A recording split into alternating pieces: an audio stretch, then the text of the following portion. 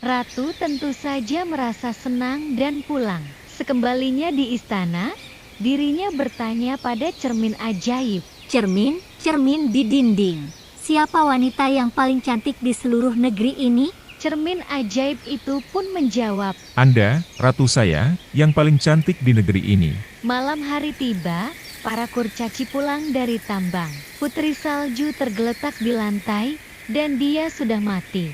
Mereka kebingungan dan tidak bisa menghidupkannya kembali. Akhirnya, mereka membaringkannya di atas kasur yang telah disusun sedemikian rupa. Ketujuh kurcaci duduk di sampingnya dan menangis selama 3 hari. Putri salju benar-benar tidak terlihat seperti orang mati. Lantas, para kurcaci pun membuat peti kaca yang untuk putri salju dan meletakkan di dalamnya, sehingga mereka bisa dilihat dengan mudah.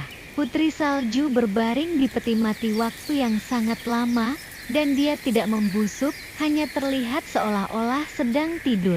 Suatu hari seorang pangeran muda datang ke rumah kurcaci dan ingin tempat bermalam. Ketika dia masuk ke ruang tamu mereka dan melihat putri salju terbaring di peti mati kaca, begitu cantik ditambah dengan adanya 7 lilin kecil yang meneranginya. Pangeran langsung jatuh cinta dan meminta para kurcaci untuk menjual peti mati beserta putri mati yang ada di dalamnya itu kepada dirinya. Tetapi para kurcaci tidak mau. Kemudian pangeran meminta untuk memberikan kepadanya secara cuma-cuma dan akan menghormatinya sebagai hal yang paling dihargai di bumi. Para kurcaci pun merasa kasihan kepada pangeran dan memberikan peti mati berisi putri salju itu. Pangeran membawa peti mati ke istananya dengan dipanggul oleh beberapa pengawalnya. Tiba-tiba, salah satu pengawal tersandung batu, sehingga peti mati pun goyang. Hal itulah yang membuat tubuh putri salju ikut goyang dan tersedak. Akhirnya, semua orang termasuk pangeran menurunkan peti mati dan melihat apa yang tengah terjadi.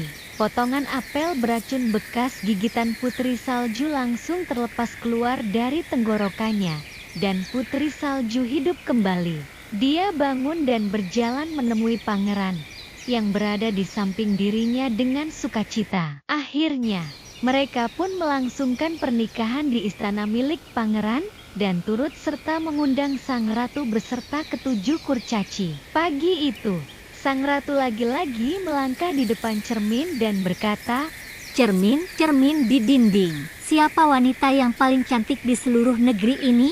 Cermin menjawab, Anda, ratu saya, memang cantik. Namun, putri salju yang telah menjadi ratu muda 1000 kali lebih cantik dari Anda. sang ratu merasa marah dan cemburu lagi. Akhirnya, dirinya pun memutuskan untuk datang ke pernikahan putri salju untuk balas dendam. Sayangnya, kereta kuda yang ditumpanginya jatuh terperosok ke jurang dan tewas seketika.